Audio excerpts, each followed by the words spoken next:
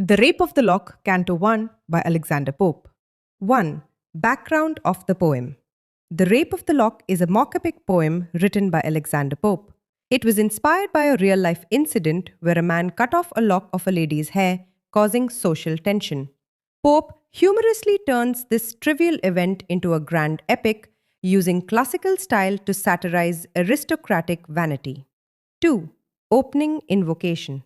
The poem opens with a classical style invocation to the muse. Pope humorously asks for help to describe a mighty contest over a lock of hair. He announces that the poem will present both high grandeur and low subject in mock epic fashion.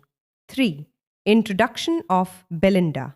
The main character, Belinda, is introduced as a beautiful and charming young lady. She symbolizes the fashionable, vain women of the upper class. She wakes up late in the morning after a dream. 4. Ariel's dream and warning. Belinda had a dream sent by Ariel, her guardian sylph, a type of spirit. Ariel warns her that some danger awaits her, though he doesn't reveal the exact nature. He says that sylphs, spirits of air, are always around to protect maidens like her. 5. The sylphs and their roles. Ariel explains that there are many sylphs assigned to protect Belinda's beauty and reputation. These spirits guard her hair, her fan, her dog, her jewelry, and even her petticoat. They take their roles seriously as if protecting a goddess in a heroic battle. 6. Belinda's morning ritual. Belinda begins her day with a ritualistic dressing up scene described like a religious ceremony. She uses cosmetics and beauty tools, turning her dressing table into an altar.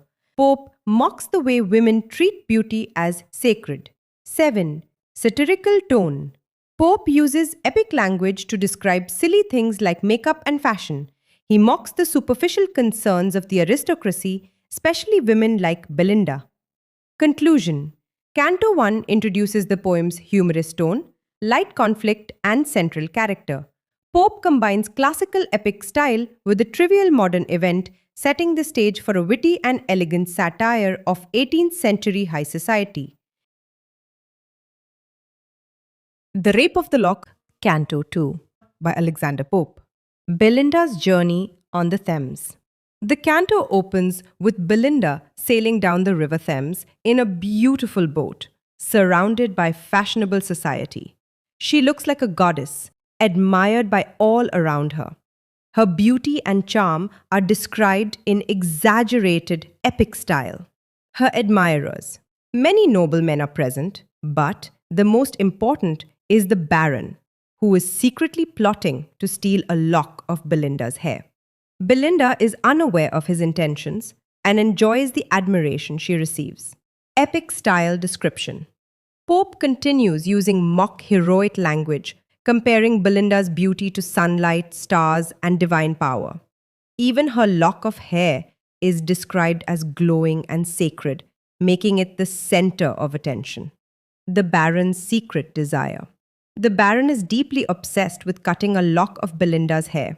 He has long desired it and now plans to achieve his goal with determination. He builds an altar of love and makes a ritualistic prayer to love gods, symbolizing the seriousness of his shallow goal. The sylph's warning and protection. Ariel, Belinda's guardian sylph, senses that danger is near. He organizes the other sylphs to protect her. Some are told to guard her fan, some her watch, some her lapdog, and others her precious hair. They take their duties seriously, like loyal knights protecting a queen. Limit of their powers. Ariel enters Belinda's mind to read her thoughts and finds her secret desire for love. Because of this hidden willingness, Ariel and the sylphs lose their power to protect her, as they can only defend pure, innocent women. Conclusion of Canto 2. In Canto 2, Pope builds dramatic tension. While Belinda shines like a goddess, the Baron plots mischief, and Ariel feels helpless. The mock epic tone continues, treating a trivial act, cutting hair, with the seriousness of a mythological battle. The Rape of the Lock, Canto 3 by Alexander Pope. Setting. The court and the game of ombre. Canto 3 begins in Hampton Court, a palace full of luxury, flirtation, and aristocratic charm. Belinda and other nobles engage in a game of ombre, a fashionable card game. Pope describes this simple card game like an epic battle, full of excitement and heroic comparisons. Belinda's heroic game. Belinda plays against two gentlemen. The game is described in grand battle like language, with Belinda as the heroine. She wins the game and her victory is celebrated like a military conquest. The Baron's plot in action.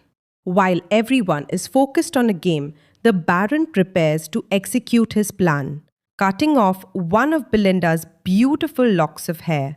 He has secretly obtained a pair of scissors and waits for the right moment. The sylphs try to protect Belinda. Ariel and the other sylphs are alert and try to guard Belinda. However, they are powerless because of Belinda's inner willingness for love and attention. Ariel sighs and leaves, unable to protect her anymore. The lock is cut. The rape happens. The Baron successfully cuts the lock of hair while Belinda bends forward. Pope compares this act to a hero slaying a monster or winning a trophy in war, continuing the mock epic style.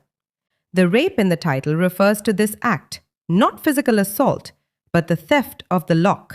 Belinda's reaction. Belinda is shocked and enraged. She cries out loud and all the ladies react with horror. The atmosphere turns dramatic even though the act is trivial. Conclusion of Canto 3. In Canto 3, the central event of the poem takes place, the cutting or rape of Belinda's hair. Pope continues to mock high society by treating a trivial event as an epic tragedy, using exaggerated language to highlight the foolishness of aristocratic values. The Rape of the Lock, Canto 4 by Alexander Pope. 1. Belinda's suffering and despair after her lock is stolen in Canto 3. Belinda is overcome with grief. Her sorrow is described in mock epic language, as if she is a tragic heroine. Pope exaggerates her emotional reaction to satirize the vanity and oversensitivity of aristocratic women. She feels as though honor, peace, and joy have been taken from her. 2. Birth of spleen, personified emotion. Pope introduces spleen, a personification of moodiness, bad temper, and hysteria, especially in women. Spleen is said to rule from her gloomy cave in the underworld and controls emotions like jealousy, vanity, and irrational sorrow. This figure represents the emotional excess and pettiness of fashionable ladies. 3.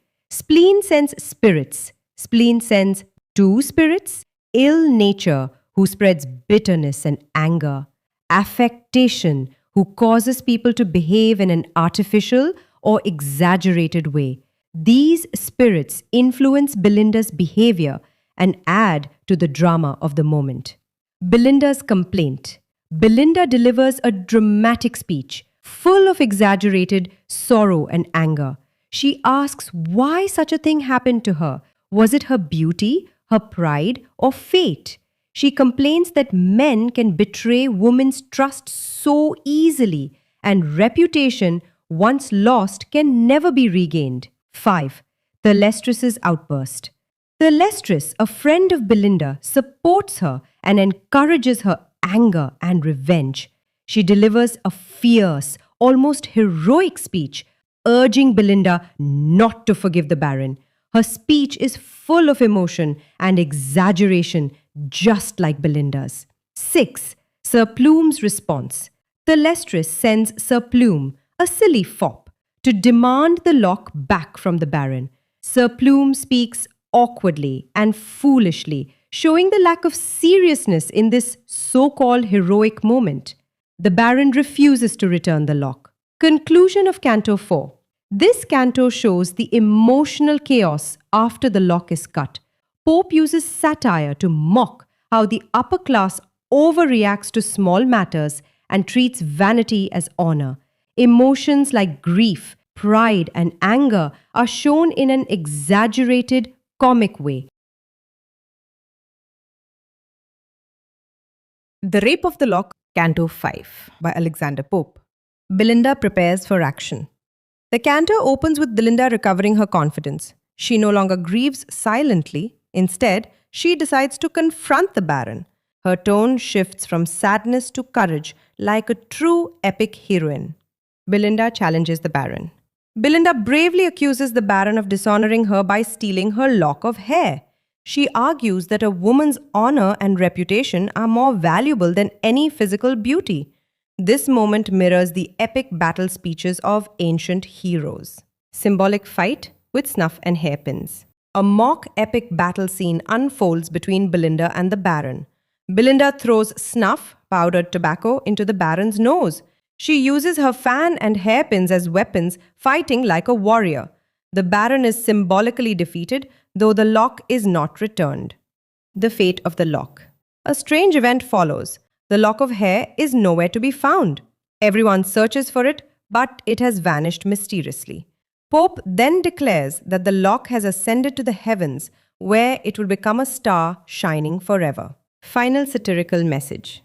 Pope ends the poem with a mock heroic conclusion. He invites Belinda to stop mourning, as her lock now holds a heavenly place among the stars. Her beauty and fame will live on in poetry, immortalized in verse. Moral and irony. The poem closes with a blend of flattery and satire. Pope appears to praise Belinda, but he also mocks how society turns small issues into matters of great honor.